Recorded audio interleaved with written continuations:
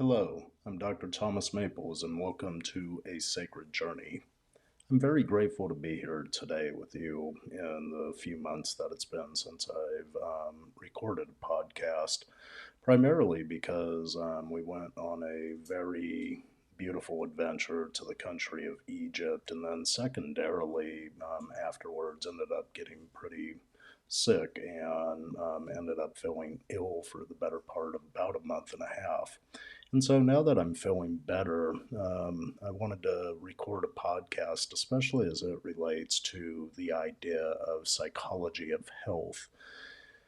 Being that it's the new year, a lot of people may have resolutions. And when we have a resolution, we resolve to do something. One of the things about resolutions is oftentimes it may create ad hoc reactions towards more complex problems that we need to address, especially intrapsychically. And for today's segment, I want to go into the psychology of resolutions and really begin to look at how we create healthy habits throughout the lifespan. And I'm going to start this by reading a poem by Robert Frost. I hope you enjoy. Stopping by the Woods on a Snowy Evening by Robert Frost. Whose woods these are I think I know. His house is in the village, though.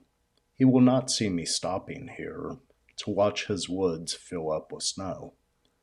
My little horse must think it queer to stop without a farmhouse near, between the woods and frozen lake, the darkness evening of the year. He gives his harness bells a shake to ask if there is some mistake. The only other sounds the sweep of easy wind and downy flake. The woods are lovely, dark and deep, but I have promises to keep, and miles to go before I sleep, and miles to go before I sleep. So, what can this poem tell us about our psychological and physical health? As I reflected upon this poem and began writing on it earlier this week, what really began to stand out to me was the idea that we are perpetual beings in motion. Robert Frost begins the poem, whose woods these are, I think I know. His house is in the village, though. He will not see me stopping here to watch his woods fill up with snow. Snow gathers just like dust on areas that are not kept clean, that are not movement. It's the act of perpetual motion that creates health, that creates energy and vitality within. And when we take a look at these opening lines, whose woods are it? He thinks he knows. And really, part of our own physical journey and psychological journey is to go into the woods, to go into the house that is there and begin to shake it up a little bit with some energy. And really, when we look at the idea of New Year's resolutions, or setting goals, it's this process of creating some dynamic movement within that we could begin to measure and create successes moving forward one step at a time. My little horse must think it queer to stop without a farmhouse near, between the woods and frozen lake, the darkest evening of the year. The darkest evening of the year. What does this equate to? When we enter winter, we find the winter solace. We find the capacity to go within, the time of reflection. And it's really in this point that we begin to create some dynamic movements intrapsychically as it leads us to get rid of that which is not working anymore, that which is off. This is even an animalistic aspect in this verse because the horse thinks that something's even off to stop without a farmhouse near? Why are we stopping in the woods? Why are we stopping between the woods and the frozen lake, especially the darkest evening of the year? In this verse, we begin to reflect upon all those things that may be off that we need to begin to set aside so we could create movement to guide us to the light, to move us from the dark into that presence of the life giving force of the sun, or God, if you will. And it's in this dynamic movement that we can begin to see psychological and physiological health emerge from the darkness of the year. He gives his harness bells a shake to ask if there is some mistake. The only other sounds the sweep of easy wind and downy flake. Here we also see the idea of movement. Is there a mistake that's present? There's some ambiguity here. There's nothingness. There's reflection. Sometimes we need the silence. Sometimes we need to be able to hear the ease of the wind and the downy flakes of snow that fall upon us. This is much like stepping through the meadow and smelling the flowers that are within it. A lot of times, because we move unconsciously from one point to the next, even in goal setting activities, we forget to reflect upon that which we have succeeded within. And so, when we set resolutions, let's say from a New Year's perspective, one thing that really begins to stand out is people have the capacity to maybe engage these things for a limited amount of time simply because they're resolutions. They may have some initial energy push, but what ends up happening is we don't necessarily take the time to reflect upon the things that have brought us into that place that we're trying to resolve to be away from. And so, this is where psychology and movement in general, practice, if you will, can create guides that allow you to monitor your progress moving forward. And so, one of the things that often comes up as a resolution may be to lose a certain amount of weight.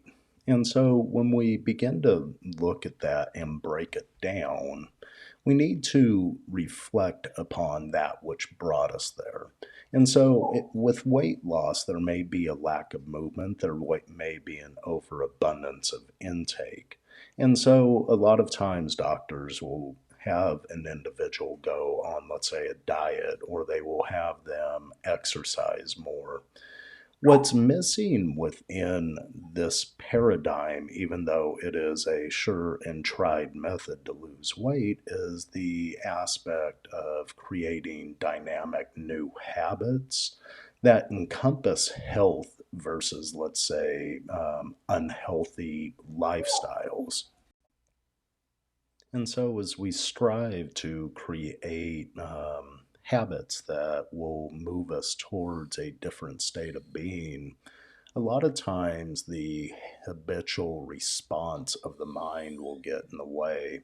A lot of times, a stress, let's say, may create a wake where someone moves towards a certain type of food or whatnot.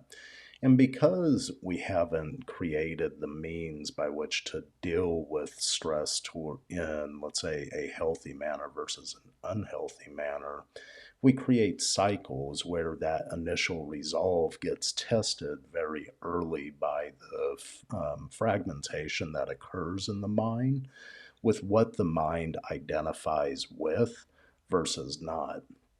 And so, to use another example for a New Year's resolution that's common, let's say a person wants to quit smoking. If a person identifies as being a smoker, they identify as being a smoker. If someone offers them a cigarette, they will take the cigarette and then light it up and they continue that habit.